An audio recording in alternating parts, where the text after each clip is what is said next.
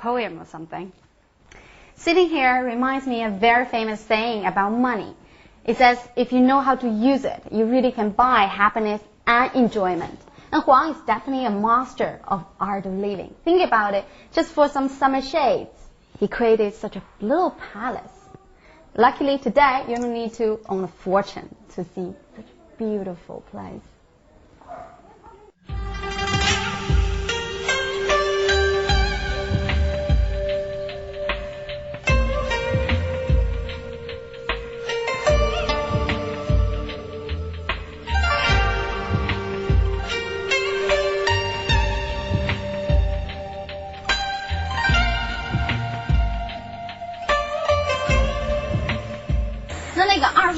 桥为什么这么有名呢？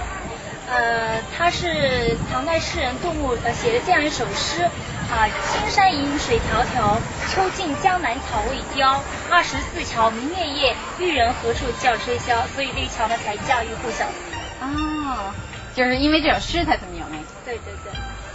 Chinese literature value two things in life: read and travel. It says after traveling thousands of miles, reading thousands of books, you cannot. It's difficult to be an unwise man. I guess that's what I'm trying to preach and practice. Yangzhou's culture bloom had a lot to thank for the city's prosperous economy that brought by the Grand Canal. That in turn became the essence of the city.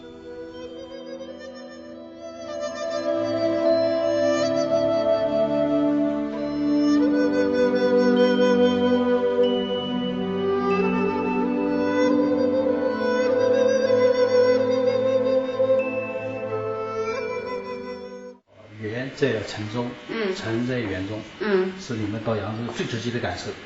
但是书卷气才是我们文化气氛这一种城市的内在的气质。一定要先会几句诗才可以来扬州，才配欣赏。所以说，在诗词歌赋里面，那种传颂扬州的这一种传唱，应该说，无论是在我们国内，甚至在国际上，它都产生了一些巨大的影响。我这一本书全是。The general spirit of consumption and commerciality of the city affected the artistic world like never before. The liberal atmosphere, freedom of expression, allowed artists to focus on the expression of their own feelings and created work that breaks free from traditional way of thinking and working.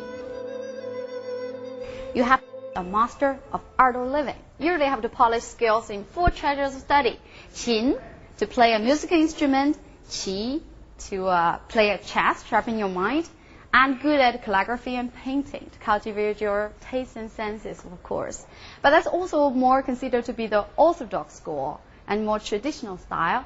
And Yangzhou 8 peculiar painters, known for their innovative spirits, that of course would like to pursue something slightly different.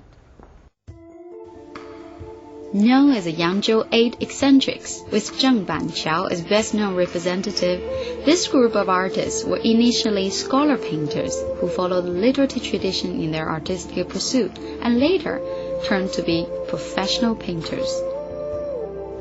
Art was no longer a means of self-cultivation, but a product that can make a living off.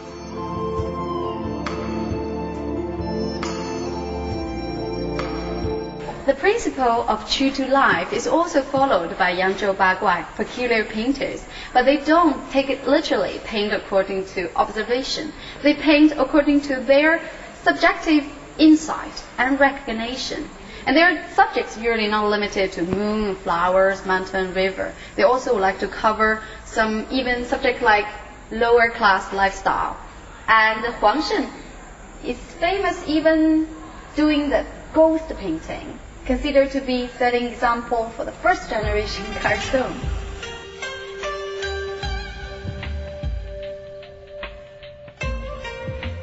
Today, as in the past, calligraphers are often literati as well as artists. Their calligraphy work includes rendering of their own poems, lyrics, collops, or letters, or those of famous masters.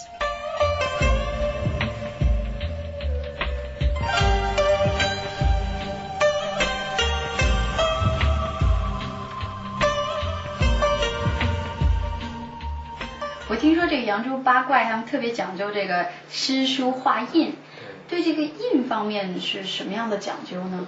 它的印面的内容都是非常讲究的。我以前以为只是名字，它不只是名字。不仅仅是名字，它有自己的名字号，这是自己的名印这一范畴，然后还有很多谐印。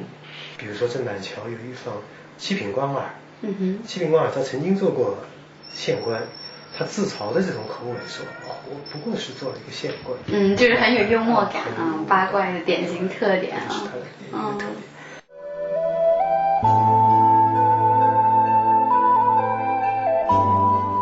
In order to provide a unifying political base for the Sui dynasty's rule, Emperor Wendi looked to China's past.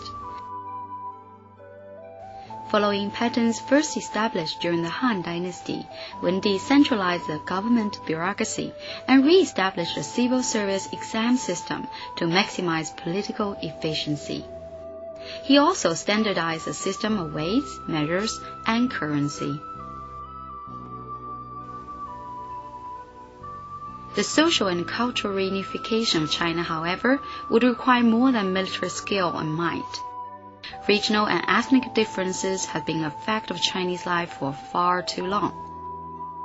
In order to provide a shared religious and philosophical base for the newly unified country, Sui leaders encouraged the growth and spread of Buddhist thought and practice that found its way from India to China during the Han Dynasty.